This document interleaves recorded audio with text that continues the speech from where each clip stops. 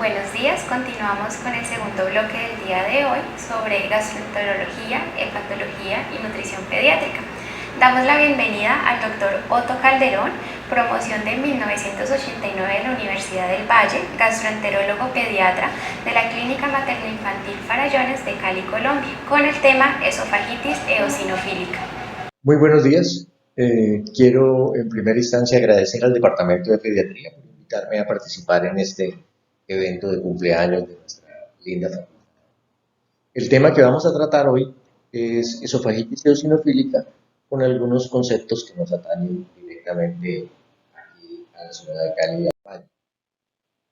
Definimos la esofagitis eosinofílica como una enfermedad crónica mediada antigénicamente y que se caracteriza por presentar síntomas de disfunción esofágica y por una infiltración severa que en las últimas guías han recomendado que sea de 15 eosinófilos por campo de alto poder para hacer realmente el diagnóstico histológico. En epidemiología nosotros encontramos que fue descrita por Dobbins en 1977 y los estudios han demostrado que afecta a todos los grupos de edades, especialmente a los niños, en un 65%. Afecta más a los hombres que a las niñas, con una incidencia de 3 a 1 y con un pico de edad sobre los 3 años. A los adultos los afecta especialmente entre los 30 y 40 años y se piensa que afecta más a caucásicos que a otras razas, aunque los últimos estudios en Estados Unidos han demostrado que realmente los afrodescendientes tienen una incidencia muy similar. Su herencia es compleja. Hay múltiples genes que están relacionados con la enfermedad y que requiere también un componente de tipo ambiental para que se desarrolle. En familiares encontramos que normalmente hay una incidencia mayor del 2% y especialmente si conviven en la misma área. La fisiopatología es muy interesante y con base en todos los avances que se ha hecho recientemente se ha podido definir varios aspectos importantes.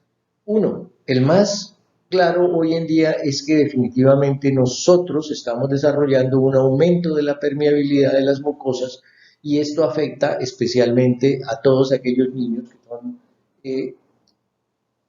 enfermos de enfermedades de TH2, especialmente el asma bronquial, la dermatitis atópica, en nuestro caso la esofagitis eosinofílica. Hay múltiples componentes en el medio ambiente como los microplásticos, los detergentes, los alimentos, etcétera, preservantes, aditivos que vienen a aumentar la permeabilidad de las mucosas, permitiendo el ingreso de antígenos.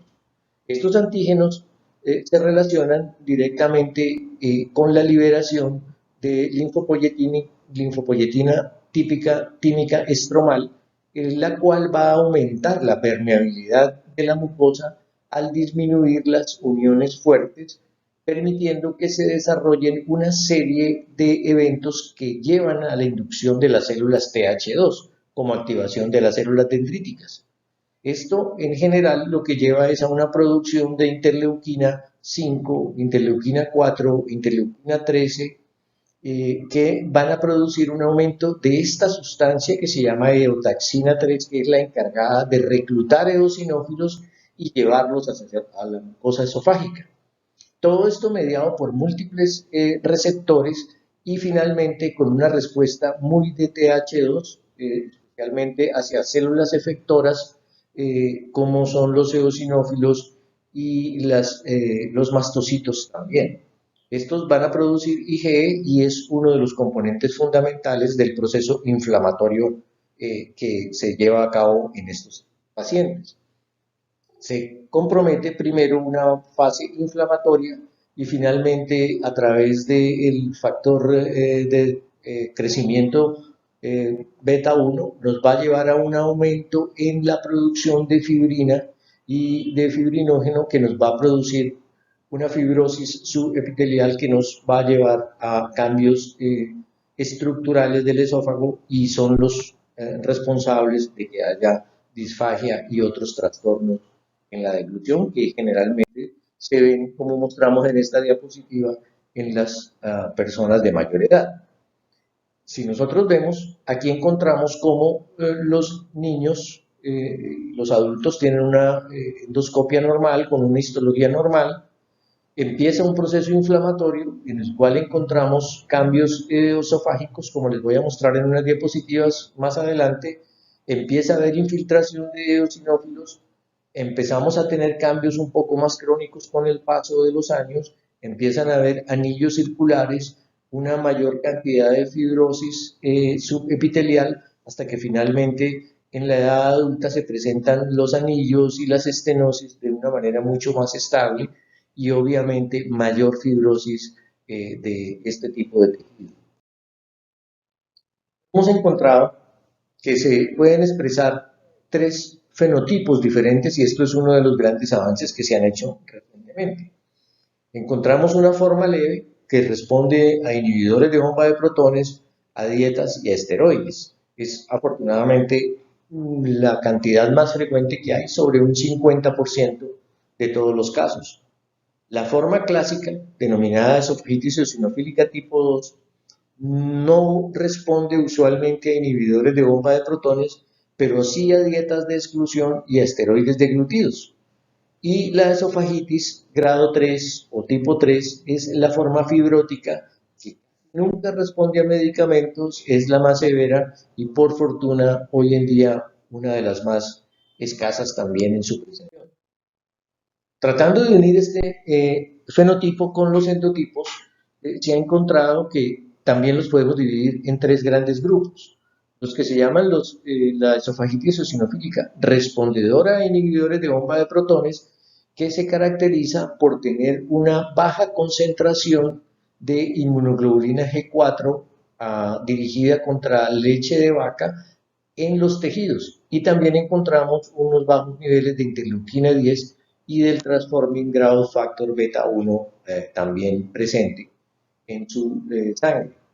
La forma clásica es mediada antigénicamente, responde muy bien a la terapia dietaria y a los corticoides deglutidos.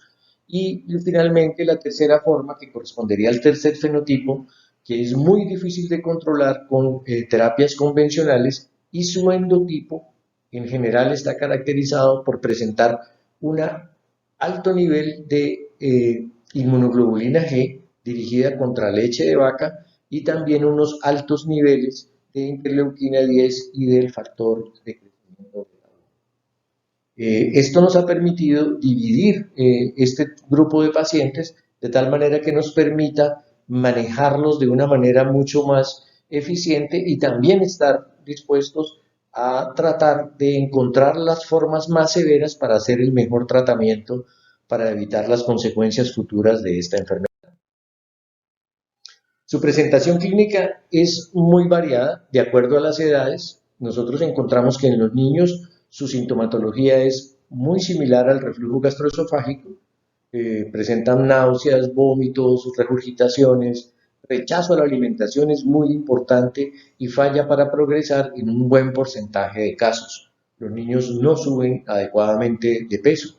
Y en los adultos, en la fase más estenosante de la enfermedad, normalmente se presenta disfagia y una presentación característica es la impactación del bolo alimenticio en el esófago que nos lleva a urgencias y que requiere un retiro endoscópico del bolo alimenticio, que normalmente son carnes, pollos, alimentos.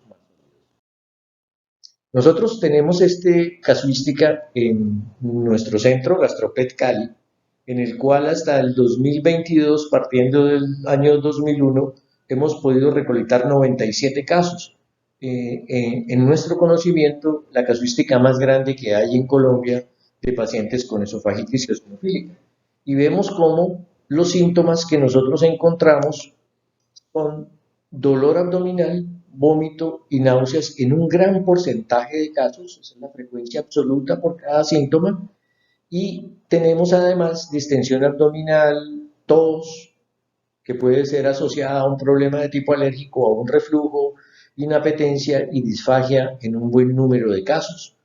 Pero finalmente mi llamado de atención es que son síntomas bastante inespecíficos en los cuales hay que hacer un análisis clínico adecuado y tal vez solicitar una endoscopia cuando tengamos la sospecha clínica de lo que puede estar pasando. Nosotros encontramos en la sintomatología por edades, cuando hacemos la división de subclases de edades, que tenemos niños de 0 a 6 años, tenemos niños de 7 a 12 años y de 12 a 17 años, en el cual el dolor abdominal fue más prevalente en los niños mayores. Sin embargo, pues las cifras son muy parecidas. En general, el 70% de los niños tenían dolor abdominal. El vómito se presenta mucho más en los niños pequeños que en los niños mayores y presentan náuseas en unos valores muy similares. Entonces continuamos que en nuestro caso, en nuestra casuística, los síntomas son muy parecidos a los que se encuentran en la literatura. Sin embargo, quiero que hagamos un llamado de atención sobre la presencia de disfagia, que es en los niños pequeños un síntoma difícil de evaluar, pero que nos puede llevar a hacer un diagnóstico preciso si buscamos realmente cómo empieza la disfagia. Suele empezar con rechazo a la alimentación, con necesidad de tomar agua más frecuentemente o jugos durante la comida y el espaciamiento del tiempo, el alargamiento del tiempo de la alimentación en los más pequeños. Inclusive el signo que nosotros conocemos tan frecuentemente como es de depositar la comida en los carrillos y mantenerla durante largo tiempo. Y además es muy importante mirar cómo la falla para progresar se presenta mucho más en los niños de 0 a 6 años. En los niños pequeños, una buena indicación para realizar una endoscopia cuando uno sospecha una esofagititis eosinofílica es el niño que no crece adecuadamente. Entonces, son diferentes tipos de síntomas que nos hacen pensar en un proceso de tipo eosinofílico en el esófago. Nosotros hicimos también el análisis de los hallazgos endoscópicos en nuestros pacientes, de la sigla EDEPS, que es en inglés edema, rings, anillos, estenosis, exudados y furrows, que son surcos. Lo que nosotros encontramos es que, como tenemos fases inflamatorias en los niños, encontramos que hay mucho edema en los pacientes, surcos le siguen, los exudados, estos tres son muy comunes, y un aspecto que queríamos mirar, que no está dentro de los criterios clásicos, es si encontrábamos un aspecto micronodular allí en el esófago, y realmente pues es muy poco, pero no es específico. Así que lo miramos. Y solamente 2 niños presentaban anillos y no encontramos ningún caso de estenosis, demostrando pues el carácter inflamatorio de la enfermedad en los niños más pequeños. Pero sí nos llamó mucho la atención y quiero recalcar es en dónde tenemos que tomar las biopsias. Se recomienda tomar al menos 5 biopsias en esófago y nosotros tomamos biopsias en el cardias y encontramos que había solo eosinofilia en el cardias en 21 de nuestros pacientes. Es decir, prácticamente en una quinta parte de nuestros pacientes solo teníamos eosinófilos en el cardias, el 20%. Entonces es muy importante que tomemos biopsias en el cardias y también en el resto del esófago para poder encontrar realmente los eosinófilos, puesto que se dan en parches, no se da de una manera generalizada sobre toda la mucosa, sino que hay que mirarlos en parches. Los hallazgos endoscópicos más comunes que encontramos son, por supuesto, los exudados, como les demostraba, y estos surcos que se ven así, ya con un poquitico de anillos también, que nos sugieren un edema muy marcado y un proceso inflamatorio como tal. Lo mismo los exudados, en los cuales hay que hacer un diagnóstico diferencial con la candidiasis esofágica. En la histología, nosotros reportamos, este fue el primer caso también que reportamos en un abstract, en un póster en el Congreso del Colegio Colombiano de Gastroenterología, donde mostrábamos cómo hay un gran número de eosinófilos en el esófago y además este paciente muy especial que ya tenía fibrosis subepitelial, este es tejido fibrótico y este niñito es uno de los casos más recalcitrantes de nuestra consulta y pues posiblemente vamos a necesitar algunos nuevos medicamentos porque correspondería al tercer fenotipo que vemos allí.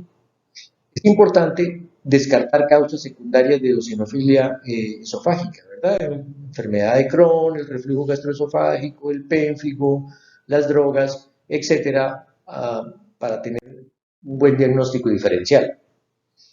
En nuestro primer reporte de esofagitis eosinofílica hicimos un corte especial para mirar qué alergenos eran los que nosotros encontrábamos más comunes.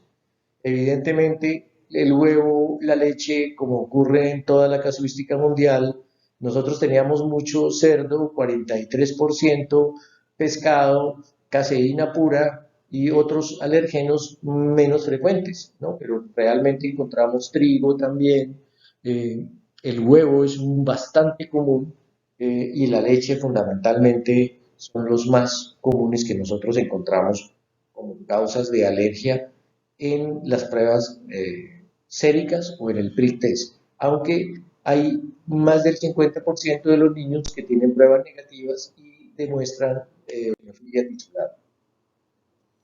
Las opciones terapéuticas que tenemos para tratar los niños con esofagitis eosinofílica las podemos describir como las 3D. Una es la dieta, la segunda son las drogas o medicamentos y la tercera es la dilatación esofágica.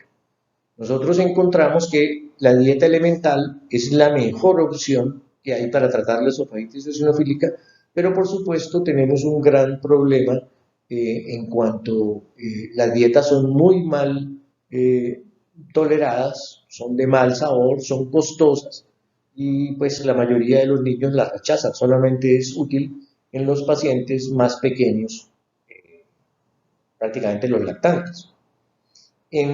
Los test de alergia nos pueden guiar, pero no son muy fidedignos de que el paciente vaya a mejorar eh, utilizando los test de alergia. Nos sirven si los índices de alergia son realmente elevados, ¿sí? Y podríamos documentar una alergia también de la manera clínica. Hoy en día se utilizan eliminaciones empíricas, se empezaron con 6 alimentos, 4 alimentos, hoy en día estamos en 2. Normalmente en nuestro centro retiramos leche, todos los lácteos, además de la soya, y con eso logramos una buena mejoría en un gran número de pacientes. Se puede retirar el huevo y el trigo también y podría ser de buena ayuda, pero si aparece algún alérgeno en la piel o en la sangre, pues obviamente también lo retiramos. Siempre utilizamos inhibidores de bomba de protones, el 50% de los casos responden a inhibidores de bomba de protones y ocasionalmente hemos utilizado esteroides tópicos y hoy en día la FDA acaba de darle el aval al Dupilumab, que es una inmunoglobulina G4 dirigida contra la interleuquina 4 y contra la interleuquina 3. Entonces, esto nos mejora notablemente la respuesta, pues en niños se está haciendo los primeros estudios, pero en dermatitis atópica ha dado muy buen resultado. Y finalmente, la dilatación esofágica cuando el paciente tiene una estenosis o cuando hay una impactación de alimentos, pues se considera la dilatación, pero es preferible que no lleguemos allá si hacemos un buen diagnóstico y un tratamiento realmente. Para llevar a casa, para que les quede como recuerdo, esta es una buena revisión del World Journal Gastroenterology del 2019 que pueden revisar para encontrar bien todos los datos y pues este concepto que me parece muy importante que es que la esofagitis eosinofílica es una enfermedad prevalente, debe sospecharse en niños con reflujo gastroesofágico que no mejoren, o sea, los reflujos no clásicos, que no progresen en su peso y en su talla y especialmente si presentan asma u otros rasgos atópicos. Hay que pensar en ella, es una enfermedad que tenemos y por favor, esto nos va a ayudar a mejorar la salud de los niños en el presente y en el futuro. Estoy muy agradecido nuevamente por la invitación.